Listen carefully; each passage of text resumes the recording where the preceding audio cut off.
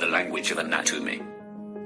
The objectives of the session are important positions of the body, anatomical planes, and terms of relations. Okay, let's start our session. First, the important positions of the body. Those are anatomical position, fundamental position, supine position, prone position, and lithotomy position. First, let's discuss the anatomical position. Let's start with a question. How would you describe the location of a structure in the human body? We may get many answers to this question in different perspectives. Then, what's the solution to this problem? What will help us to describe the location of a structure? Well, one standard position. That is, the anatomical position. The person, or the patient, or the cadaver is said to be in anatomical position when the body is erect, with eyes directed forward. Upper limbs hang by the side of the body. Palms are facing forward, with the fingers pointing down. And the feet are parallel and together. This anatomical position becomes the initial point of reference that accurately describes the location and direction of a particular structure. Few other positions are also described for our convenience. The fundamental position. This position is same as the anatomical position, except that the palms are directed towards the body.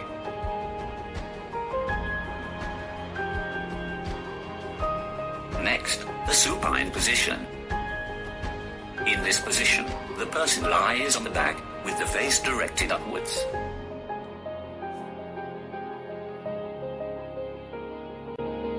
And then, the prone position.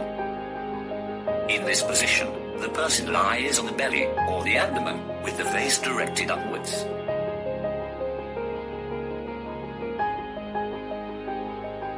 Finally, the lithotomy position.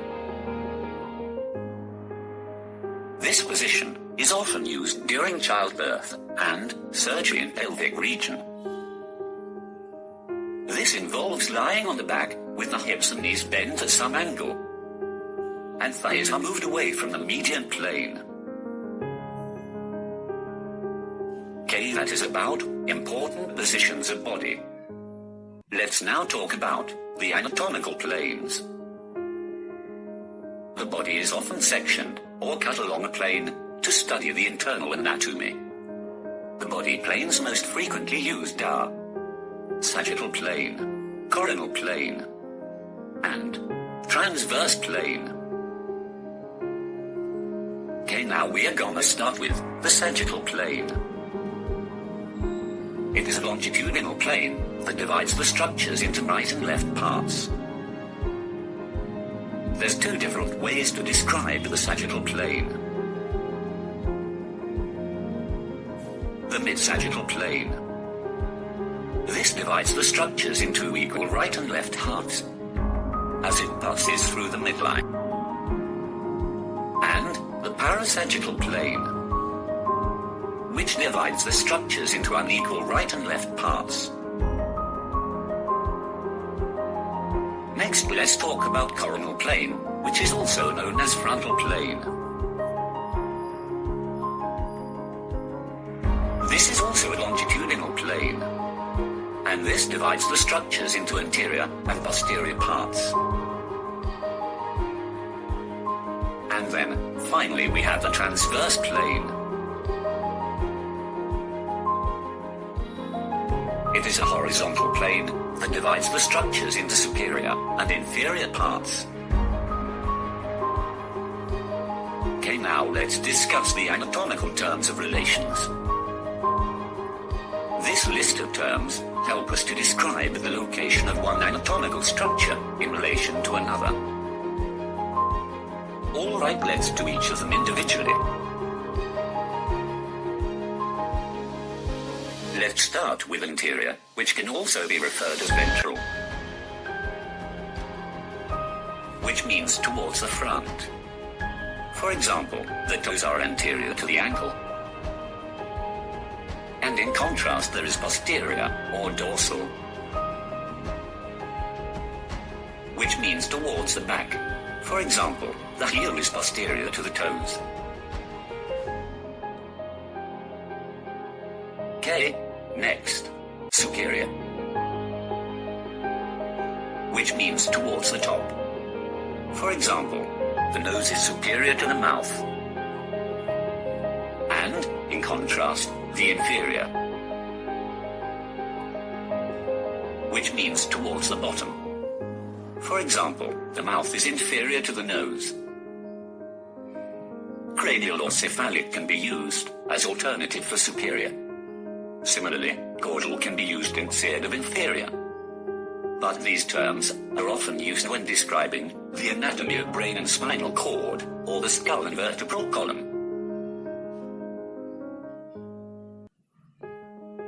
Okay, now, medial,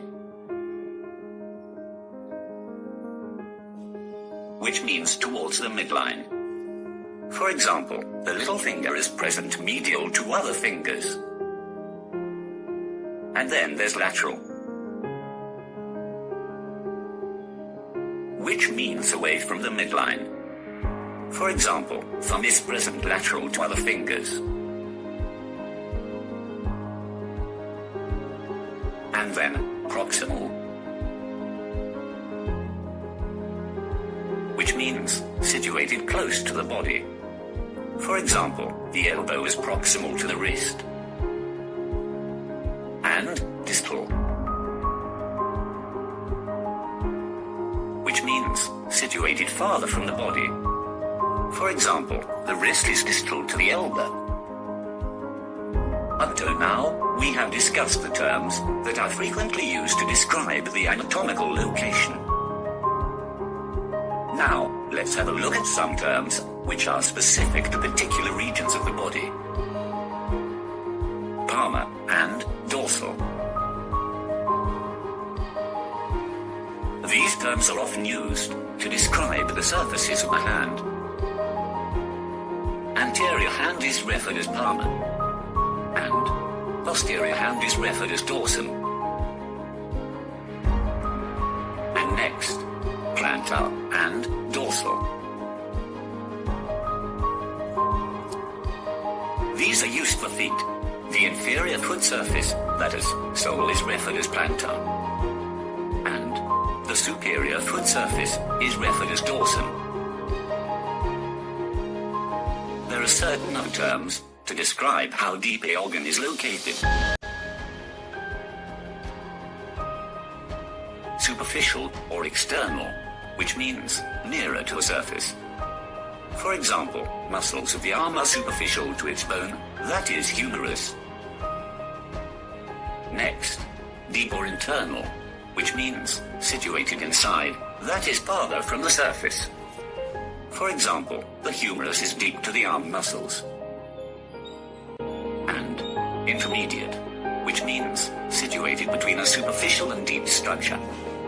For example, the biceps muscle is intermediate between the skin and the humerus.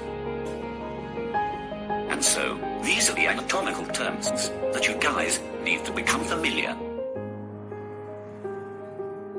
If you have enjoyed this video, give a like, share with your friends. Also subscribe to my channel for further updates.